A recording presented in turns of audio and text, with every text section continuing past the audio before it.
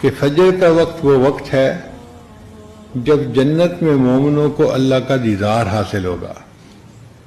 تو اللہ نے فرمایا میرے بندو تم فجر کے وقت میں نماز پڑھو گے، اس کے بدلے میں تمہیں جنت میں اپنا دیدار عطا فرما دوں گا۔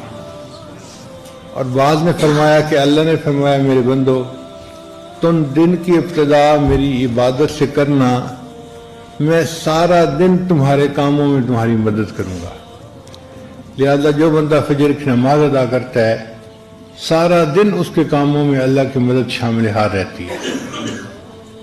اور بعض نے فرمایا کہ اللہ تعالیٰ نے حضرت آدم علیہ السلام کو جنت سے زمین پر اتارا تھا رات کے وقت میں، تو آدم علیہ السلام بہت غمزدہ تھے کہ جنت سے زمین پر بھیج دیے گئے۔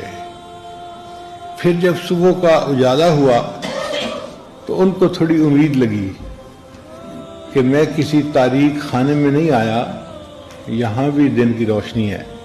تو انہوں نے شکرانے کے طور پر اللہ کی نماز ادا کی تھی، تو اللہ نے اولاد آدم کے اوپر فجر کی نماز فرض فرما دی کہ تم بھی اگر فجر کی نماز پڑھو گے تو اپنے والد آدم علیہ السلام کی طرح اللہ کی نعمتوں کا شکر ادا کرنے والے بن جاؤ۔